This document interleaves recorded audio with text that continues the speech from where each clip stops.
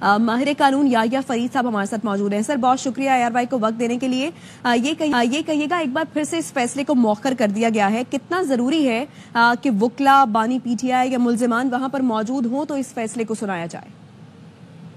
देखिए, ये तो बिल्कुल भी ज़रूरी नहीं है। अदालत के पास पूरा इख्तियार है कि वो फैसला सुना सकता है। अगर मुल्ज़मान को नोटिस दिया गया हो, मुल्ज़मान को ये मालूम हो कि फैसला आना है और वो फिर भी फैसले में ना शरीक हो, तो अगर तो PTI को ये लग रहा है कि वो ना आकर, ना पेश होकर ये फैसला जो है इसको डिले कर देगी, तो ये डिले ज़्यादा देर हो नहीं पाएगा। और PTI के वुकला का और PTI का प्रॉब्लम ही ये रहा है कि रादर देन कि वो अदालतों में अपने जो केसेस हैं उनको मेरिट्स के ऊपर लड़ते, वो अपने केसेस को देखते सही तरीके से, उन्होंने वो यही डिले टैक्टिक्स इस्तेमाल करते हैं ताकि फैसले उनके खिलाफ ना आए। लेकिन क्योंकि ये केसेस ही इतने मजबूत हैं और ख़ास तौर पे ये जो 190 मिलियन पाउंड का केस है, ये फाइनेंशियल इम्प्रोप्राइटरी और फाइनेंशियल करप्शन का केस है और इसमें जितना भी एविडेंस मौजूद है, जो डॉक्यूमेंटेशन है, वो क्लियरली ये शो करती है कि इमरान खान ने अपनी ऑफिशियल पावर को यूज़ करते हुए हुकूमत पाकिस्तान का पैसा, आम आदमी का पैसा, पाकिस्तान की आवाम के पैसे के साथ मजाक किया और जो पैसा पाकिस्तान की आवाम का बनता था वो एक लुटेरे को वापस दे दिया और उसके बदले जो है वो ज़मीनें हड़पी, कहीं से घड़ियां ली, कहीं से ज्वेलरी ली।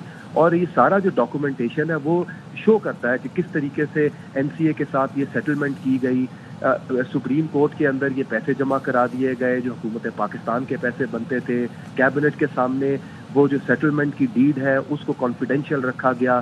कैबिनेट को मना किया गया कि इसके ऊपर आपने कोई डिस्कशन नहीं करनी, डिबेट नहीं करनी, बल्कि तो वो डीड जो थी, कॉन्फिडेंशियल डीड, उसको खोला ही नहीं गया, किसी को पढ़ाया या दिखाया ही नहीं गया कि किस तरीके से पाकिस्तान की आवाम को धोखा दिया जा रहा है, किस तरीके से पाकिस्तान की आवाम का जो पैसा है वो किस तरीके से लिया जाता है और फिर उसके साथ किस तरीके से मजाक किया जाता है। ये सारा का सारा ये केस शो करता है। और फिर एक ट्रस्ट बना दिया गया जिसके इमरान खान साहब शुरू में खुद ट्रस्टी बन गए, फिर बुशरा बीबी उसकी ट्रस्टी बन गई। वो ज़मीन जो है वो एक मलिक रियाज साहब जो है वो तोहफे में देते जा रहे हैं उनको ज़मीन, और वो ट्रस्ट है, उसका कोई ना सर है ना कोई पैर है।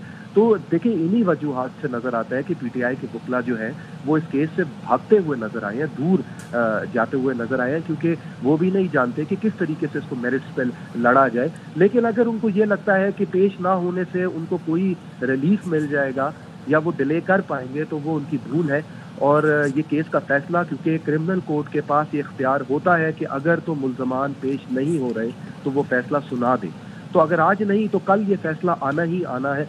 और ज़रूर इसमें नज़र ये आता है कि इमरान खान के लिए बहुत डेंजरस साबित होगा, बिकॉज जितने भी केसेस हैं इमरान खान के, उनमें से ये फाइनेंशियल करप्शन का बहुत ही एक बड़ा केस है।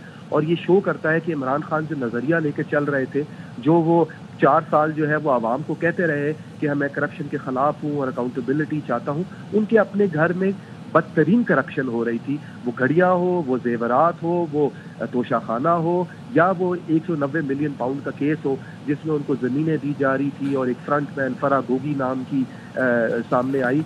तो ये एक बहुत ही एक डैमिंग केस है। PTI की पूरी पॉलिटिकल नैरेटिव हो, या वो इमरान खान की ज़ातियत हो, या इमरान खान के ख़ानदान के ऊपर का मामला हो, तो ये बहुत जो है वो फ्यूचर में आपको नज़र आएगा कि ये केस में इनको कोई रिलीफ ज़्यादा नहीं मिल पाएगा, बिकॉज जितना डॉक्यूमेंट्स है, जितना एविडेंस है और जिस तरीके से ये पूरा का पूरा मामला चला है, इसमें हमें करप्शन ही करप्शन नज़र आती है। और नैब के जो सेक्शन 9A4, 9A5, 9A6, ये सारे जो क्लॉजेज हैं ये इमरान खान के ऊपर लागू होते हुए नज़र आते हैं।